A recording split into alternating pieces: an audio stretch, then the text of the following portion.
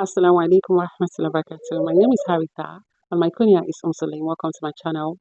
So, dear men, here are 5 fast ways to destroy your polygynous home.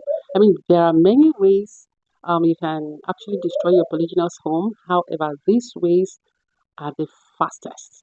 So, if you're someone who is interested in having a chaotic polygyny, then this is what you should do. Number one, threaten your first wife with polygyny when you have issues.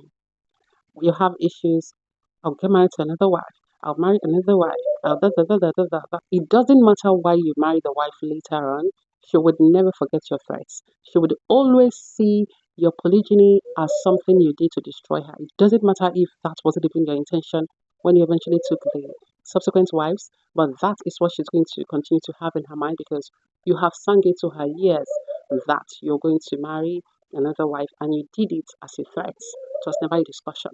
And congratulations, you're on your way to a disastrous polygynous home. The second way you can destroy your polygynous home very quickly is turning yourself to a domestic snitch between your wives.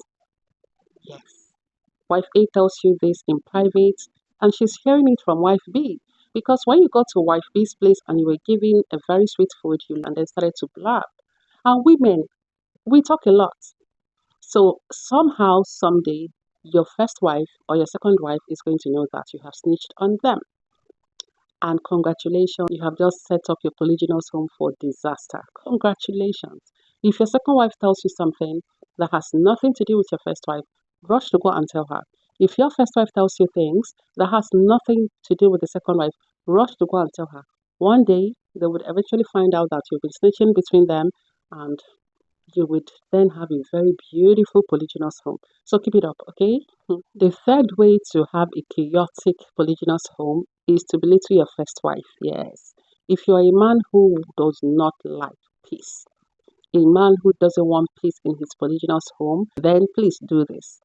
Belittle your first wife to your subsequent wife. Yes. Because how you carry your first wife tends to be how your incoming wife is going to, place your wife. If you place your wife here for her, she can only take her lower, except she is someone really mature enough to see beyond your immaturity and has chosen to do something right, even though you're not doing the right thing. Yeah, because most of the homes you see where the polygyny, not perfect, but good enough, you would see that the man has a lot of respect for the first wife, and then the second wife sees that and also gives that same respect to the first wife when she comes in. So she won't come up and then, causing problem here and there and then saying, if you don't want, you can get out and all of that. The fourth fastest way to destroy your polygynous home is to overcompensate your first wife. Yes. Overcompensating your first wife means that you are now too focused on pleasing her and making her adjust to the situation and forgetting that the second wife you have brought in is a human being too and she also needs you. So in which case you kind of abandoned her in a way, now directing and channeling all your energy to the first wife because you want to overcompensate. Compensation is okay, but overcompensation will make you kind of abandon the second wife to make the first wife happy. Congratulations, you have just set up your polygyny for disaster. How so? Your first wife is going to somehow self console that the woman you have married isn't that important. And you probably just married her for whatever reason, because a lot of you men also do that. Just to compensate your wives, you go about telling her that, oh, I didn't marry this one because I love her. I just married her because whatever, whatever. I understand that in Islam you can lie as long as it makes your wife happy and makes your home great. However, do not do that at the expense of another member of your household. Okay? Because to you, you're just lying to this woman that the second wife does not mean much. Whereas you know deep down in your heart that she means much. But this woman, her understanding now is, oh, this one doesn't mean much. And that is how she's going to be looking at her. That is how the angle she's going to view her from.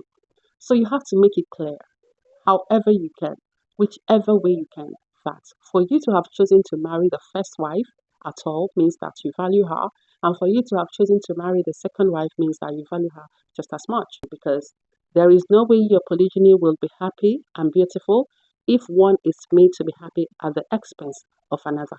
The fifth fastest and sure way to destroy your polygynous home is to start your polygyny with an illicit affair. Oh my God. You have just won yourself a ticket to destruction in your polygynous home. Yes. Because polygyny is hard enough. But knowing that your man had been disrespecting you from the onset, even before the polygyny, breaks you even before the polygyny happens.